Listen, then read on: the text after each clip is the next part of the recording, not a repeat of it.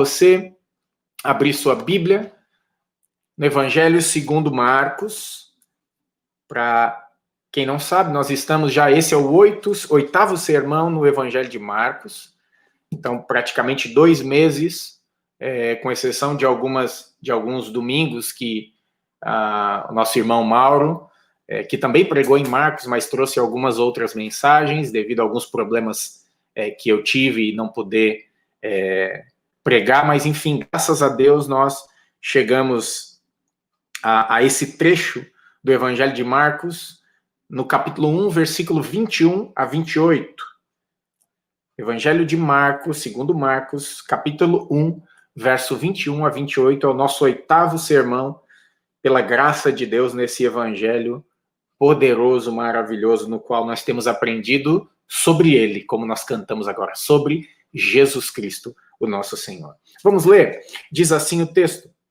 Depois de entrarem em Cafarnaum, logo no sábado, foi ele ensinar na sinagoga e maravilhavam-se da sua doutrina, porque os ensinava como quem tem autoridade e não como os escribas.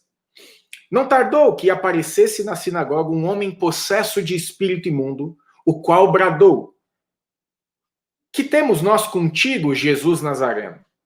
Vieste para perder-nos? Bem sei que és o Santo de Deus. Mas Jesus o repreendeu, dizendo: Cala-te e sai desse homem. Então o espírito imundo, agitando-se violentamente e bradando em alta voz, saiu dele. Verso 27.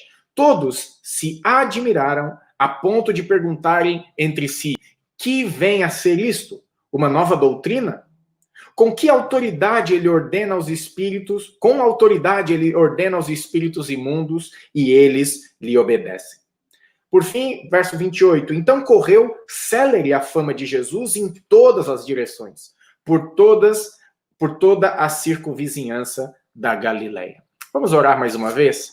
Amado Deus, nós estamos diante da tua palavra, ela é poderosa, ela é inspirada por ti, para nos ensinar, para nos repreender, para nos corrigir, para nos aperfeiçoar numa caminhada, para sermos parecidos cada vez mais com Jesus. E nós queremos nessa noite aprender contigo por meio da tua palavra.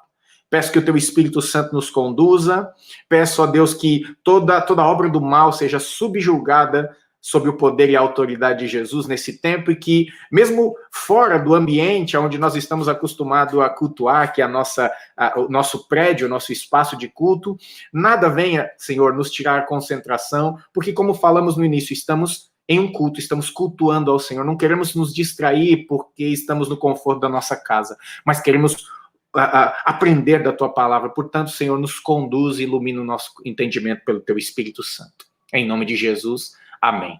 Bom, como eu falei, nós chegamos aqui ao 8º sermão em Marcos. E algo que fica evidente nessa caminhada até aqui é que Marcos, ele tem o propósito de evidenciar em seu evangelho Jesus Cristo. Nada mais ele quer tratar, nada mais ele quer dizer. Ainda que outras pessoas surjam, que outras figuras apareçam, Marcos, ele quer evidenciar a autoridade de Jesus. Ele quer evidenciar também a identidade de Jesus. Nós vemos isso no primeiro sermão, quando nós falamos sobre o princípio do Evangelho de Jesus Cristo. Ele está falando da identidade de Jesus Cristo, que o Evangelho é uma pessoa, e essa pessoa é Jesus Cristo, que é Filho de Deus, que é Deus como Deus. Depois nós vemos João Batista, os profetas confirmando a identidade de Jesus como aquele de quem as Escrituras falavam. Nós vemos também João Batista dar testemunho de Jesus, lá no verso 7 e 8, que Jesus é aquele de quem ele estava falando, que viria com muito mais poder e com autoridade a ponto de fazer dos corações humanos morada do seu Espírito Santo. Jesus, então, é batizado, nós vemos isso, e ele é reconhecido por Deus como aquele em quem Deus tem prazer, como seu Filho amado. O Espírito Santo desce sobre Jesus, confirmando a autoridade que ele já tem, e aí Jesus, nos versos 12 a 13, ele é tentado, e ele mostra aqui a autoridade de desfazer as obras do diabo na tentação do deserto, E nos versos 14 e 15, como o Mauro pregou e trouxe uma bela reflexão, uma ótima mensagem a nós a respeito da mensagem de Jesus, onde Jesus tem autoridade de, por meio do evangelho e por meio da sua vinda, estabelecer o reino e chamar as pessoas, a ordenar as pessoas que se arrependam e creiam no evangelho. E aí, por fim, nós vimos na última semana, nos versos 16 a 20, que Jesus tem autoridade de chamar homens para caminhar com ele. Ele fez isso, ele chamou aqueles dois pares de irmãos, André e Pedro, e Tiago e João, para caminhar com ele, para ser seus discípulos. E agora o texto chega então nessa narrativa que nós lemos aqui, aonde Jesus está com seus discípulos, apesar de Marcos ocultar isso, mas agora esses discípulos estão andando com Jesus, e o texto está nos dizendo aqui, e vai demonstrar para nós que Jesus ele tem autoridade. É sobre isso que eu quero falar, sobre a autoridade de Jesus, dar continuidade a isso que Marcos vem nos trazer. Bom, passado aqui um tempo do último episódio, onde Jesus chama os discípulos, agora nós temos aqui Jesus indo fazer o seu ministério público. E vale lembrar aqui que Jesus fez uma empreitada em Nazaré, na sua terra natal, isso está registrado em Lucas, no capítulo 4, verso 16 a 30, aonde ele vai pregar em Nazaré, e o texto diz que ele é rejeitado, que os seus não o recebem, não creem nele. Então, depois disso, ele então se muda, ele vai desenvolver o seu ministério em Cafarnaum. Cafarnaum, que é a aldeia de Naum, esse é, na verdade, o nome correto, né? Cafarnaum é uma expressão aí na língua daquele tempo, no aramaico, que significa cidadela ou vila de Naum. E Jesus faz desse lugar a sua base de atuação para boa parte do seu ministério. E esse texto que nós temos diante de nós, na verdade, são duas histórias. A primeira, dos versos 21 e 22, falando a respeito do ensino de Jesus. Ou seja, Jesus ensina e as pessoas se maravilham pela autoridade de Jesus. E depois nós temos do 23 ao 28, a expulsão de um demônio. Ou seja, o ensino de Jesus é confirmado aqui pela expulsão do demônio. E o que nos conecta? O que conecta esses dois trechos? O resultado daquilo que Jesus faz, o maravilhamento das pessoas no verso 22 e a admiração, que também é o mesmo maravilhamento das pessoas, no verso 27. E isso tudo por causa da autoridade de Jesus. Algo que acontece aqui, que já no verso 21, Marcos quer nos dizer que Jesus, entrando, então, na cidade de Cafarnaum, num dia de sábado, ele vai numa sinagoga. E aí Lucas e João, eles vão dizer para nós que isso era um costume de Jesus. Jesus fazia isso porque ele era um judeu. Era costume dos discípulos fazerem isso. Lá em Lucas, no capítulo 4, verso 16, diz assim: indo para Nazaré, onde fora criado, entrou num sábado na sinagoga, segundo o seu costume, e levantou-se para ler. Ou seja, era costume de Jesus, fazia parte da vida de Jesus. Em João, no capítulo 18, verso 20, diz assim: declarou-lhes Jesus: eu tenho falado francamente ao mundo, ensinei continuamente, tanto nas sinagogas como no templo, onde todos os judeus se reúnem, e nada disso em oculto. Ou seja, Jesus está dizendo que era uma prática do ministério dele, e aí Marcos já nos mostra aqui na sua primeira saída pública, digamos assim, do início do seu ministério, que era comum, era uma prática de Jesus ir pelas sinagogas ensinando. A sinagoga, ela nada mais é do que um lugar muito parecido com as nossas igrejas, a estrutura, pelo menos uma grande sala, né, com outras salas, onde o povo se reunia para aprender. A sinagoga, ela surge depois do exílio ali, quando já não tem mais o templo, como um lugar onde o povo recebe ensino. Ele vem ocupar o lugar do templo, principalmente para que o povo fosse ensinado, e vale lembrar aqui que a tradição judaica é uma tradição do ensino, é uma tradição do ensino oral, é uma tradição dos rolos, onde eles constantemente estão ensinando. Uma vez que o povo, em diversas regiões, está distante de Jerusalém, eles tinham a sinagoga como o ambiente central da sua fé, porque o templo era mais o lugar, e aí no tempo de Jesus aqui a gente tem o templo, né? O templo é mais o lugar dos sacrifícios, das festas, das peregrinações, mas aos sábados, constantemente, o povo se reunia, então, para receber ensino. Então, distantes de Jerusalém, era um hábito deles estar nos cultos, estar nos encontros, onde a lei era lida, era exposta a eles, a fim de que eles recebessem ensino. Vale lembrar também que os termos aí da língua original nos fazem entender também que a sinagoga era uma casa de reunião, era uma casa de oração e também era uma casa de adoração. Então, era muito parecido mesmo com o ambiente dos nossos cultos hoje. Para estabelecer uma sinagoga, bastava que 10 pessoas, 10 homens acima de 30 anos, casados, se reunissem, então, para estabelecer esse lugar e aí organizar tudo isso. Então, muitas sinagogas tinham por toda aquela região. E uma particularidade, e aí a gente vai entender por que Jesus, então, agora ele está na sinagoga ensinando, era muito comum que se convidassem os mestres, para que eles ensinassem, né? Então, a fama de Jesus, de alguma maneira, já estava aí, de alguma forma, rolando, né? Pelos ouvidos, pelas vilas, pelas cidadelas, e então agora Jesus chega e logo eles convidam um visitante para fazer a leitura. Então, por isso que Jesus está na sinagoga e ele está ensinando. Ele está ensinando. E é interessante que aqui a gente vai ver no verso 22 que parece que algo incomum acontece. O verso 22 diz assim que Jesus, então, no verso 21, diz que ele está ensinando na sinagoga, ou seja, ele está fazendo na sinagoga aquilo que de fato se deve fazer, que é ensinar, mas algo diferente e incomum acontece. As pessoas se maravilham da sua doutrina porque o seu ensino é um ensino diferente, é um ensino com autoridade. E o ensino com autoridade comparado àqueles que comumente ensinavam ali, que são os escribas, certo? Então é isso que o texto está nos dizendo. Jesus é aquele que tem uma autoridade, e essa autoridade é superior, é diferente, nunca foi encontrada naqueles que ensinavam ali. E aí esse versículo ele faz uma distinção entre o ensino de Jesus e os escribas. Quem são os escribas?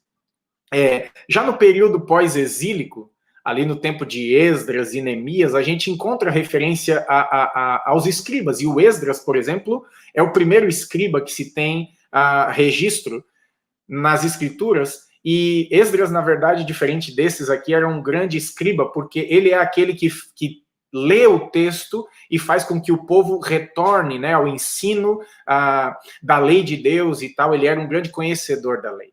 Então, desde então, esses homens que têm e que manuseiam a lei e que copiam a lei e que reproduzem a lei, eles são conhecidos, então, como os escribas, como os mestres da lei, os especialistas. Agora, o que acontece aqui no ensino de Jesus que gera essa distinção? Que faz agora com que Jesus seja reconhecido como aquele que tem autoridade e já os escribas como aqueles que não têm autoridade. O texto não dá para nós o que Jesus leu, o que Jesus abriu, o que de fato ele está ensinando. Mas a Bíblia deixa claro para nós, em outros textos, o que compõe o ensino de Jesus. Primeiro, Jesus ele ensina a verdade. Ele diz em João, no capítulo 14, verso 6, que eu sou o caminho, a verdade e a vida, e ninguém vai ao Pai senão por mim. Ou seja, Jesus está ensinando a respeito da verdade. Ele está falando de si mesmo como aquela palavra encarnada. Depois ele também está falando, ele está diante de Herodes, em João também no capítulo 18, verso 37, diz assim, de Pilatos, né? Então, lhes disse Pilatos, logo tu és rei? Pilatos pergunta. Respondeu Jesus, tu dizes que sou rei. Eu para isso nasci e para isso vim ao mundo a fim de dar testemunho da verdade. Todo aquele que é da verdade ouve a minha voz. Ou seja, Jesus está falando a verdade. Mas já os fariseus, eles usavam argumentos invasivos e corrompidos. Lembra? Jesus no Sermão do Monte, quando ele começa dizendo assim, aquilo que vocês aprenderam dos antigos, ou dos escribas, ou dos mestres da lei, não é assim. Porém, eu vos digo isso. Ou seja, Jesus vem então para denunciar que não havia um ensino correto a respeito da interpretação das Escrituras. O segundo ponto é que Jesus apresenta assuntos de grande relevância, assuntos a respeito da vida, da morte, da eternidade, mas os escribas, eles frequentemente perdiam tempo com coisas mínimas, com coisas secundárias. E Jesus vai falar deles lá em Mateus capítulo 23, verso 23, aos escribas, também aos fariseus, dizendo assim: ai de vós, escribas e fariseus hipócritas, porque dais o dízimo da hortelã, do endro, do cominho, e tendes negligenciado os preceitos mais importantes da lei. Quais? A justiça, a misericórdia, a fé. Desvieis, porém, fazendo estas coisas devias, porém, fazer essas coisas sem omitir aquelas. Ou seja, Jesus está falando de assuntos relevantes e eles estão falando de trivialidades. Jesus tinha uma mensagem clara, isso que diferencia aqui Jesus. Jesus tinha uma mensagem clara. E qual é a mensagem de Jesus? O reino de Deus está próximo. Ele fala ali em Marcos capítulo 1, verso 15, o tempo está cumprido. O reino de Deus está próximo, arrependei-vos e crede no evangelho. Os escribas, eles ficavam divagando sem parar e sem propósito. Na verdade, eles falavam mais a respeito daquilo que eles eram especialistas, mas não como testemunho daquela realidade. Eles divagavam. Outra coisa que chama a atenção em Jesus é que Jesus despertava a curiosidade e a atenção do povo por falar de realidades da vida deles para construir uma verdade ao entendimento deles. Pregava por parábolas, usava ilustrações. E a pregação, ou seja, Jesus então trazia vida e imagens vívidas à mente dos seus ouvintes, mas os escribas, eles muitas vezes tinham uma pregação seca como o pó daquele deserto no qual eles habitavam. Outra coisa interessante no ensino de Jesus é que Jesus falava com amor, ele falava como quem ama as pessoas, como quem está interessado no bem-estar eterno dos seus ouvintes. Ele apontava para o Pai, para o amor do Pai. Agora, já os escribas, não. Eles falavam de amor. Aliás, eles tinham uma grande falta de amor, e isso fica claro em Marcos, no capítulo 12, verso 40, quando o texto diz assim, falando dos escribas, né? Os quais devoram as casas das viúvas, para justificar isso, fazem longas orações. Estão sofrendo juízo muito mais severo. Ou seja, eles não amavam. Eles, muito pelo contrário, colocavam os seus fardos e oprimiam as pessoas. Jesus, então, ele é aquele que é reconhecido como quem ensina com autoridade, pois sua mensagem vinha de si mesmo. Jesus não era como os escribas, eles ensinavam mencionando o outro escriba, mencionando um mestre da lei, mencionando um escrito antigo, mas Jesus, ele fala de si mesmo. Ele é a mensagem vinda direta do Pai. Na verdade, Jesus é a própria mensagem do Pai, ele é o próprio evangelho, ele é a própria palavra de Deus encarnada diante dos seus ouvintes. É por isso que Jesus diz lá em João, capítulo 8, verso 26, muita coisa eu tenho para fazer a vosso respeito e vos julgar. Porém, aquele que me enviou é verdadeiro, de modo que as coisas que dele tenho ouvido, eu digo ao mundo. Essa é a grande diferença que faz com que aquele público se maravilhe com o ensino de Jesus e compare o ensino e dizem que o ensino de Jesus aqui é superior aos dos escribas, porque de fato eles estavam tentando tirar água de cisternas rotas, como diz Jeremias no capítulo 2, verso 13, diz assim, porque 2 males cometeu o meu povo. A mim me deixaram o manancial de águas vivas e cavaram cisternas rotas que não retêm água. Ou seja, o ensino deles nada produzia. E uma das características principais que a gente vê no ministério de Jesus é a mensagem do reino, é o ensino que era diferenciado porque ele é cheio de autoridade. Ele ensinava com vida, ele ensinava a respeito de si mesmo, a verdade de Deus encarnada. Por isso que as pessoas se admiravam. E isso serve de ensino para nós que a palavra de Deus, quando é exposta no poder do Espírito Santo, quando é ensinada na autoridade do Espírito Santo, algo acontece, algo incomum acontece, algo diferente acontece. No caso aqui, logo no verso 23, nós vamos ver que algo incomum acontece. As pessoas, primeiro, se maravilham, e logo em seguida, no verso 23, há uma manifestação de alguém que estava ali naquele grupo e que agora também reconhece que há uma autoridade superior naquele lugar. Os versos 23 a 26 nos dizem assim: não tardou que aparecesse na sinagoga um homem possesso de espírito imundo, o qual bradou: que temos nós contigo, Jesus Nazareno? Vieste para nos perder, para perder-nos? Bem sei que tu és o Santo de Deus. Mas Jesus o repreendeu, dizendo: cala-te e sai desse homem. Então o espírito imundo, agitando violentamente, bradando em alta voz, saiu dele. O espírito saiu dele. Diante dessa leitura, o que nós podemos perceber aqui?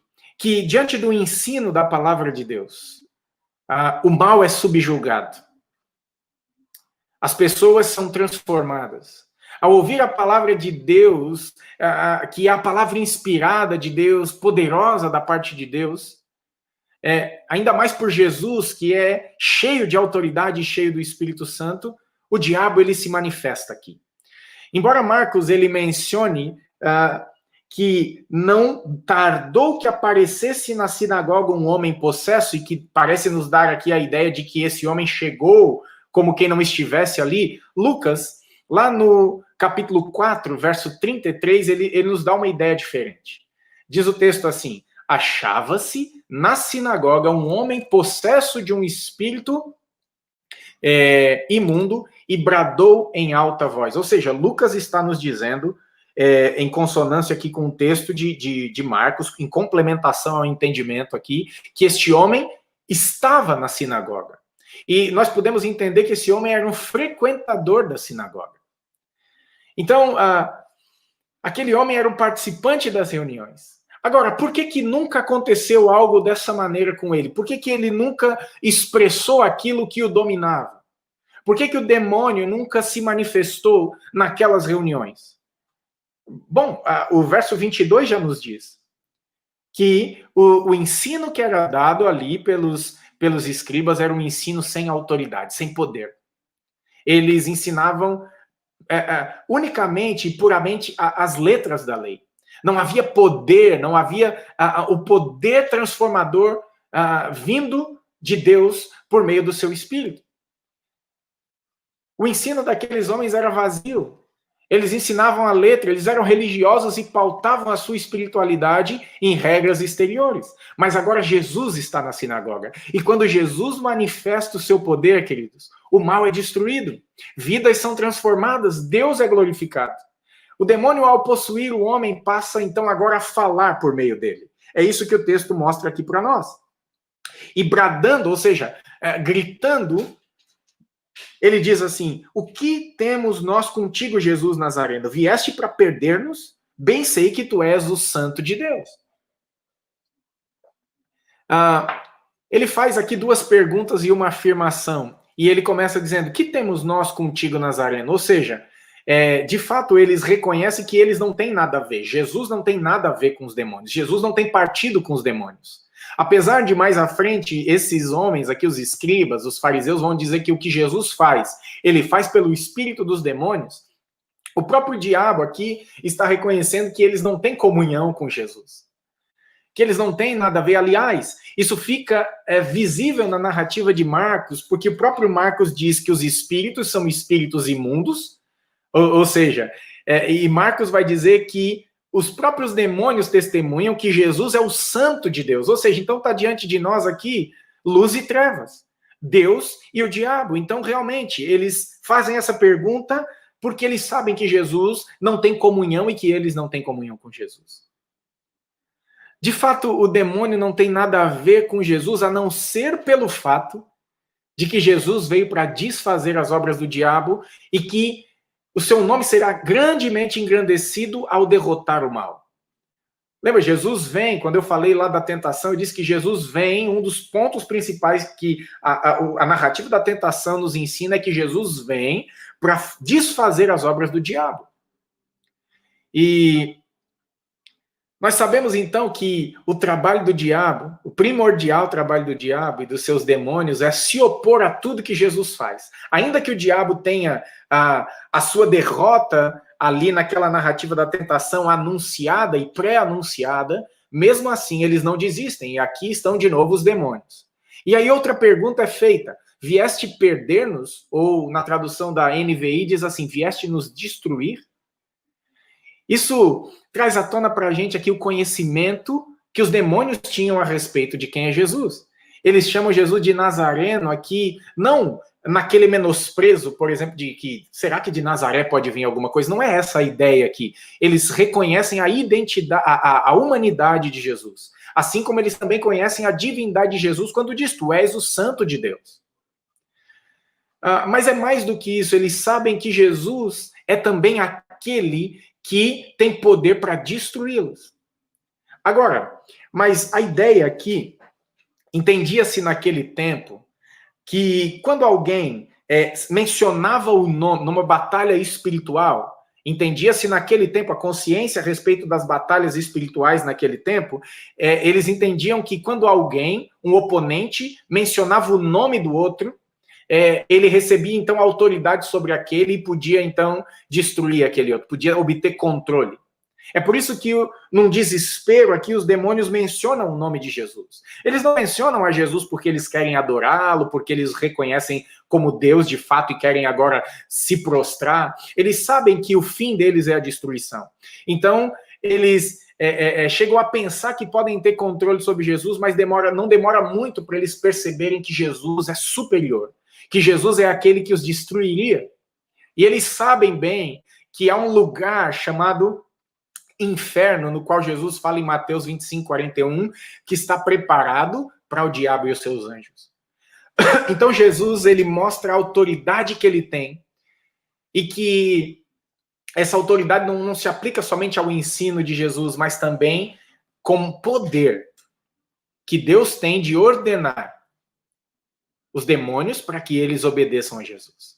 E aí os versos 25 nos diz que isso de fato acontece. Jesus o repreendeu dizendo, cala-te e sai deste homem. Então o espírito imundo, agitando-se violentamente e bradando em alta voz, saiu dele. A palavra repreendeu aqui significa nada mais do que reprovar, do que envergonhar. O que Jesus está fazendo é reprovar aquilo que o diabo está fazendo, que é tentar dar testemunho de Jesus, ou controlar Jesus, e também vem para envergonhá-lo, porque agora ele vem aqui como uma força bradando no meio da reunião, e agora ele é envergonhado porque Jesus tem poder de repreendê-lo. E é isso que Jesus faz. Naquela época, e aí nos escritos aqui da tradição, havia muitas receitas de como expelir demônios. Havia magia, havia rituais que eram decorados, palavras que se mencionava para que, então, os demônios saíssem das pessoas. Mas não é isso que Jesus faz. Jesus não tem um truque, Jesus não tem uma receita, Jesus não tem um ritual. Jesus é a própria fonte de autoridade que diz aos demônios e eles, então, são expelidos aqui.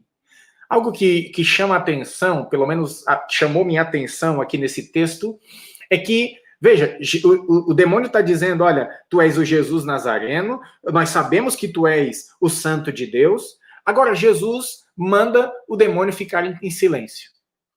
Jesus sabia a respeito da sua identidade. Jesus queria se revelar por meio do seu ensino, mas ele não queria ser revelado por meio dos demônios. Então, Jesus não aceita o reconhecimento vindo dos demônios totalmente corruptos, imundos, mentirosos. Além disso, o demônio não tinha permissão de interromper o ensino de Jesus. Então, Jesus tem poder para atrair as pessoas. Ele não precisa que um demônio fale e queira ensinar e dizer quem ele é. Ele tem poder de chamar as pessoas. Ele tem poder de anunciar e de estabelecer o reino. E aí Jesus, então, dá uma ordem e os demônios aqui saem.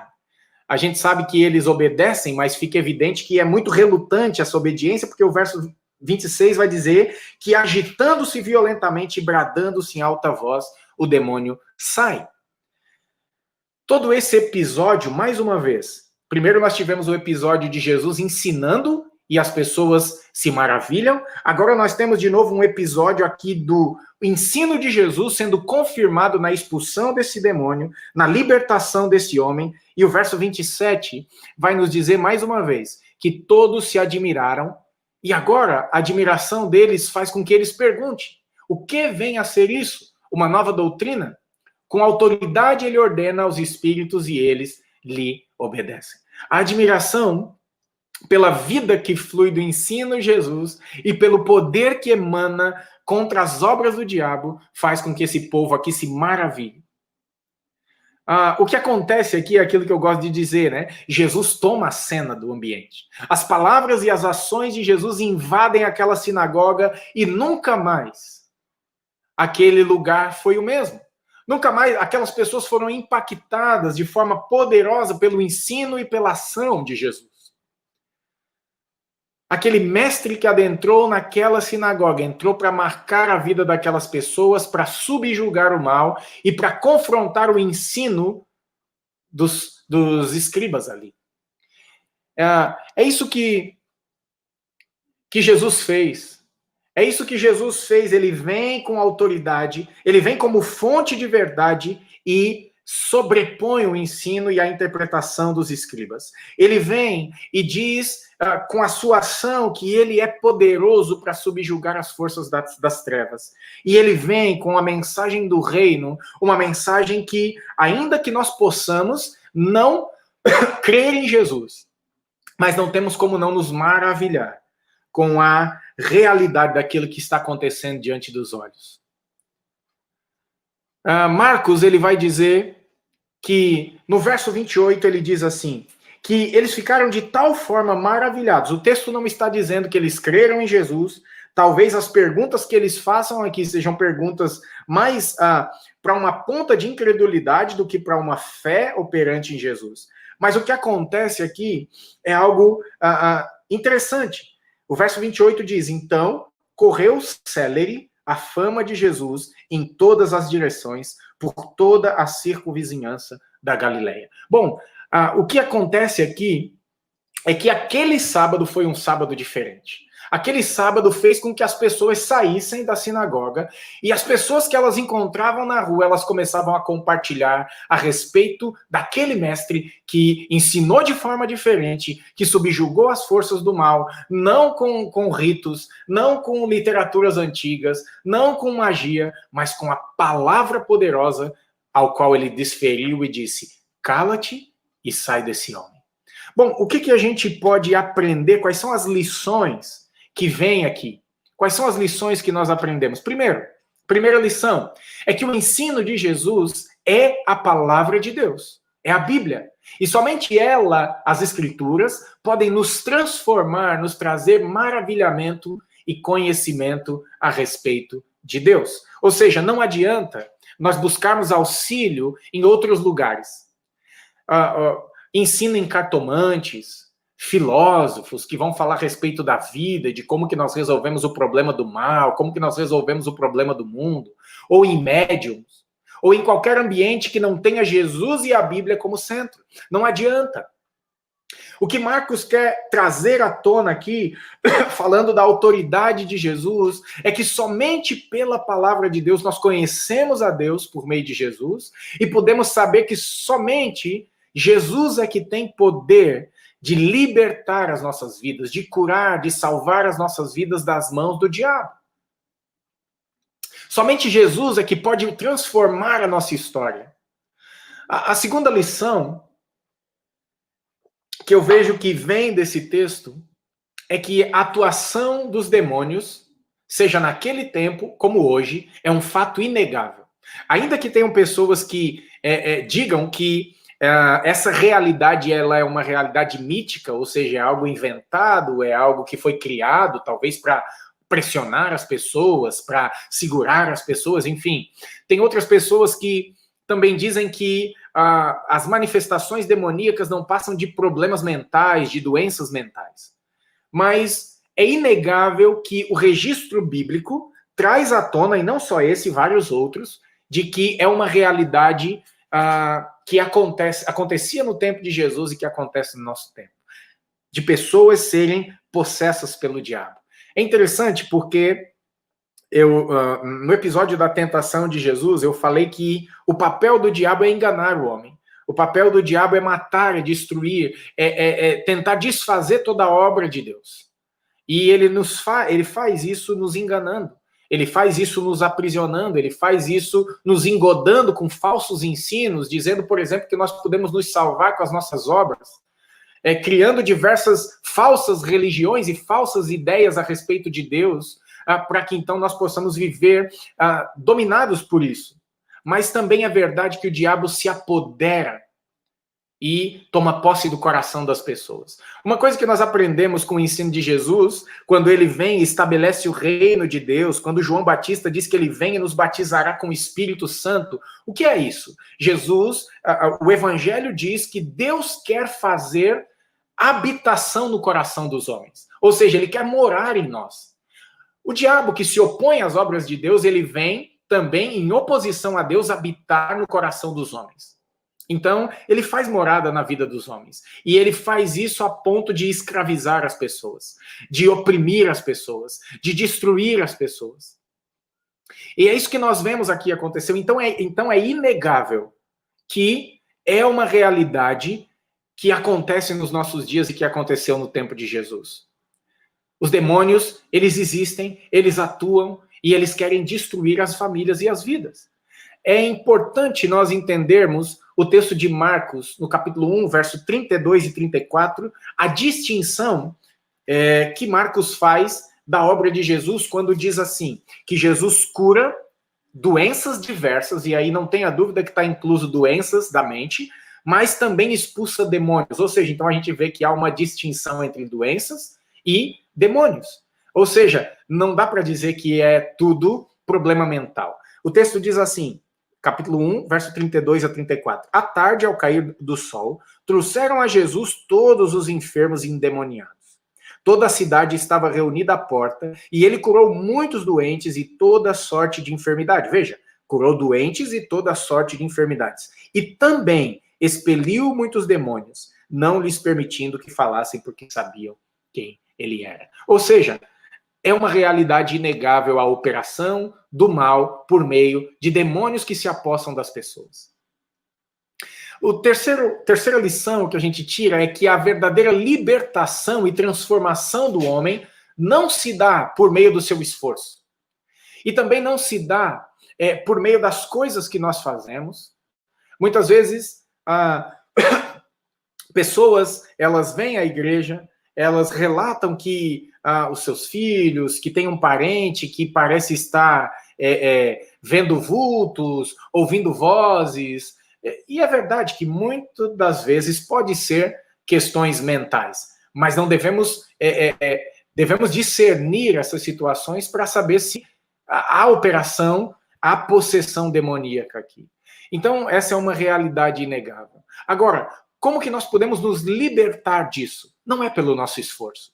Não é por mandingas que nós fazemos. Não é, como a gente vê muito nos dias de hoje, pessoas ou igrejas que nós vemos aí ambientes, parece que de invocação do demônio, entrevistando demônios e dando autoridade que os demônios não deveriam ter, porque eles estão subjugados a Jesus. Então, de que forma que nós podemos ser libertados da opressão demoníaca, da possessão demoníaca? Nós vemos aqui no texto que a única forma é por meio do evangelho poderoso de Jesus, é por meio da ação poderosa de Jesus por meio do evangelho. Muitas vezes a gente tenta viver longe de Deus, essa é uma realidade da humanidade. A Bíblia fala várias vezes que os homens se voltam as costas para Deus por causa dos desejos do seu coração, por causa da sua natureza pecaminosa. Então nós nos voltamos contra Deus, e aí nós podemos, por vezes, nos tornar a habitação do diabo. E olha, mesmo indo à igreja, já que o homem aqui que nós vimos que foi liberto, ele frequentava a sinagoga. Então, não é por causa da religião, mas somente por meio do evangelho de Jesus é que podemos ser transformados, libertos e receber vida eterna por meio de Jesus. Outra lição aqui que nós aprendemos é que o demônio, nesse episódio, ele surge para nos envergonhar. De que forma? O demônio demonstra conhecer a Jesus, saber sobre o seu poder, saber sobre a sua autoridade. Ele dá testemunho do ensino de Jesus, de que ele é o Deus encarnado, de que ele veio para salvar e libertar os homens. Agora, por que é vergonhoso aqui os demônios conhecerem Jesus e nós não? Os religiosos daquele tempo, eles não reconheceram a Jesus como tal. Ao contrário, eles se opuseram a Jesus. E já no capítulo 3 de Marcos, nós vamos ver que eles intentam aqui e armam para poder tirar a vida de Jesus. Agora, assim como esses religiosos da época, muitas vezes, queridos, eu e você, nós somos tardios em reconhecer a Cristo. Nós o rejeitamos, nós endurecemos o nosso coração. Nesse sentido, os demônios davam testemunho de Jesus. E nós, muitas vezes, se opomos à autoridade de Jesus. Nos opomos, aliás, à autoridade de Jesus. E Tiago fala a respeito disso, dizendo que pode ser que eu e você tenhamos uma fé inferior à dos demônios. Olha só o que Tiago diz no capítulo 2, verso 19. Ele diz assim: crês tu que Deus é um só? Fazes bem, até os demônios creem e tremem. Até os demônios creem e tremem. Ou seja, os demônios aqui, eles parecem nos envergonhar. Eles sabem quem Jesus é. Mas eu e você, muitas vezes, nós achamos que podemos viver sob a nossa força, com a nossa autoridade, com o nosso conhecimento, mas os próprios demônios estão nos dizendo aqui que é Jesus quem tem autoridade, que é Jesus quem tem palavras de vida, que é Jesus quem pode resgatar o homem, que é Jesus que pode nos libertar, que é Jesus que pode nos dar confiança, segurança em meio a essa situação adversa que nós vivemos. É Jesus. É Jesus que pode fazer algo a fim de transformar as nossas vidas. É Jesus. É Jesus somente. Mais uma lição que nós aprendemos é que a vida religiosa não é sinônimo de vida transformada. Veja bem isso. A vida religiosa não é sinônimo de vida transformada. Como que a gente aprende isso? Bom, há aqui no texto um homem que, segundo Lucas, era frequentador da sinagoga, mas ele era habitação de demônios. Isso nos ensina, então, que a religião em si, com as suas regras, com seus costumes, com as suas liturgias, não transformam e não libertam ninguém. Não mudam a nossa natureza pecaminosa. Não nos libertam da dominação do diabo. Nós precisamos de um encontro com o ensino de Jesus, que é o seu evangelho. Nós precisamos de um encontro com o poder de Jesus por meio do Espírito Santo, para então experimentarmos uma verdadeira mudança de vida. Jesus mesmo fala, em Mateus, se não me engano, capítulo 22, verso 29, que nós erramos por não conhecer o ensino e o poder de Deus. Por não conhecer as Escrituras e o poder de Deus. Então, não é uma prática constante religiosa, não é uma vida moralmente religiosa que transforma-nos, mas é sim o poder de Deus, que faz com que a nossa vida seja transformada. Então, viver com Jesus é mais do que ir à igreja, é mais do que ter uma religião, é ser a habitação do Espírito de Deus, é abandonar a vida de pecados, é viver para seguir a Jesus e não se cansar de fazer o bem, como Paulo fala aos Gálatas. E como nós lemos no início, é ir por todos os lugares aonde pudermos ir, anunciar o Evangelho de Deus, anunciar o Reino de Deus. Qual uma outra lição que nós aprendemos? Jesus não vem somente para derrotar o mal, mas para libertar e salvar os homens. No primeiro sermão que Jesus faz, nos versículos 14 e 15 aqui do Evangelho de Marcos, ele vem para anunciar o reino de Deus, que o reino de Deus chegou. E o reino de Deus não é um reino para demônios. O reino de Deus é um reino para pessoas desfrutarem. É para pessoas que creem desfrutarem dos benefícios do reino de Deus, que é justiça, paz, alegria no Espírito Santo. Então o reino de Deus é para os homens, não é para demônios.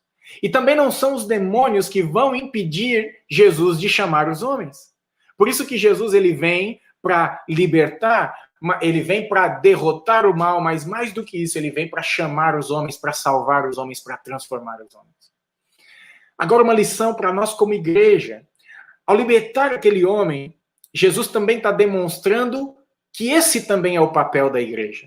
A igreja também é chamada, como discípulos que somos, como nós lemos no início, a perceber as necessidades das pessoas e a atuar para que elas sejam libertas da dominação das trevas através da pregação do evangelho, através de intercessão, através de orar pela vida dessas pessoas.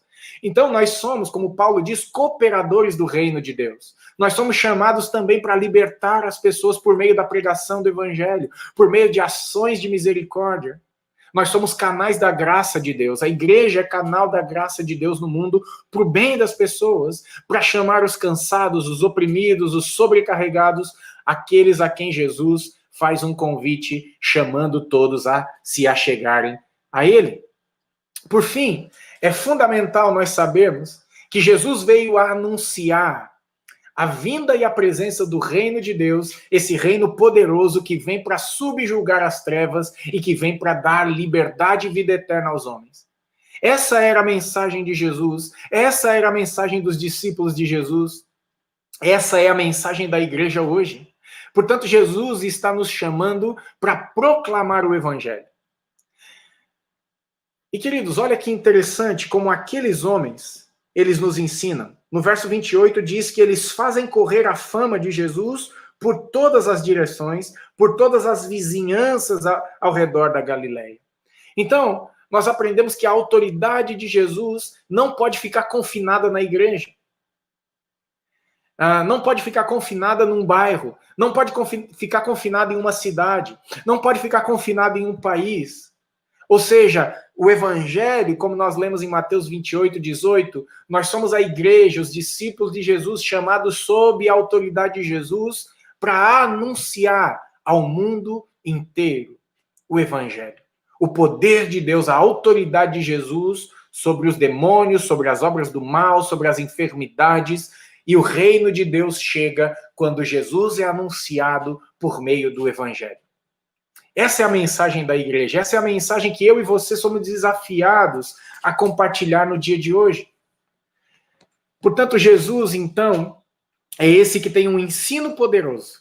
E é esse que, por meio da autoridade que tem, ele subjuga as forças das trevas e liberta os homens, os chamando para a salvação e para desfrutarem do reino de Deus. Amém, queridos? Eu quero orar com você nessa noite.